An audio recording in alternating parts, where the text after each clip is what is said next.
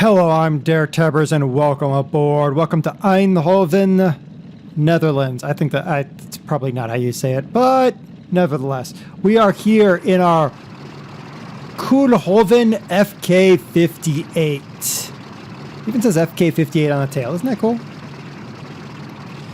It's an interesting looking aircraft, isn't it?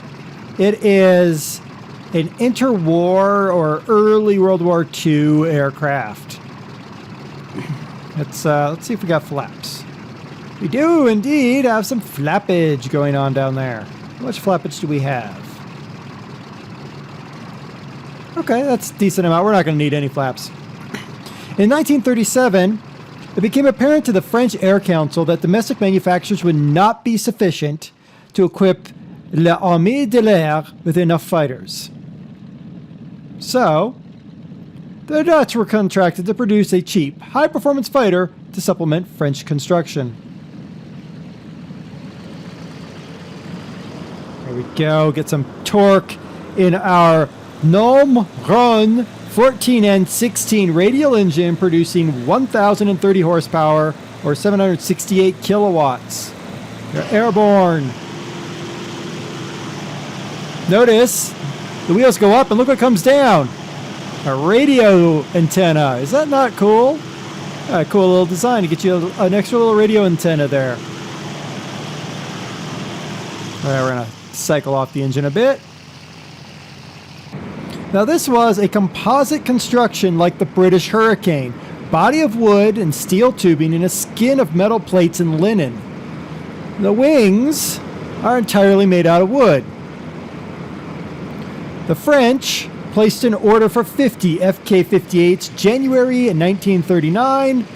The Dutch placed an order for 36 fighters based on the performance of a second prototype, but powered by the Bristol Taurus engine. We're gonna make a gun run here on the air traffic control tower. Let's get in the control tower. Whoosh. Yeah. Now, just 17 of the French order were completed at the Koolhoven works due to insufficient French-supplied engines and instruments. They were subsequently sent to France, fitted with their Dutch equipment, and then the French ripped out the Dutch equipment and sent the Dutch equipment back. Even had the full order of 50 aircraft been available at the Battle of France, it is unlikely that their number would have been enough to do anything against the Luftwaffe. They were completely outclassed by the Bf-109. Had they been employed in their intended role, I'm going to kill this aircraft if I'm not careful. They were employed in their intended role as colonial fighters. They would have acquitted themselves well against Italian aircraft that flew in that same theater. All right, let's see if we can find our airfield. Where is our airfield? Whee! Oh, look at that. There's our airfield. Let's get our gears out there. Look at that. Clink, clink, clink, clink, clink, clink, clink. Oh, boy. All right, cut the throttle. Chop the throttle. Yeah, we're going to come in fast. The type service life was short-lived. Only 47 or so operational sorties were recorded. And after the fall of France, all the surviving airframes were scrapped. So the aircraft saw very little, if any work whatsoever. Maximum speed was 505 kilometers an hour or 314 miles an hour. Range was 750 kilometers, which is about 466 miles. Armament, you can see right there, is 4 7.5 millimeter FN Browning machine guns and those underwing fairings.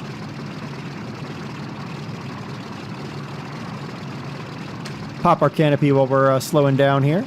Yeah, just like a pro pilot there. Now, I will say modeling the air breathers there, the oxygen, not so likely. Just saying. It is a nice looking aircraft. It kind of flippy to fly. This is not the first time I've flown it. I had this for a while, and then I finally dug it back out and put it in to show you guys. It's a pretty nice aircraft. I mean, look at these beautiful mahogany wood down here. I presume it's mahogany. We've got all kinds. It just looks like a beautiful looking aircraft. Everything looks actionable, but it's not, of course. I mean, we can close our engine. Can't press those buttons, but we got some switches here we can flip, so we get the feeling of doing something, such as it is. Flip that one off. Oops, off. Here we go. Off. Okay, whatever. So it's got a beautiful looking cockpit. It's got beautiful modeling all the way around. You are a owl. You can turn your head all the way around. So that is beautiful. Let's check our numbers. Nothing. Nothing at all. So it's a completely built for FSX and the concept of the virtual cockpit. Let's hear her start her engine up, shall we? If I can remember how. There. Look at that. Beautiful smoke blowback. You can see where that antenna is curled up there underneath the aircraft. Just a beautiful looking machine. Well done. I mean, look even on the inside you can see the piping and wiring of that big radial engine.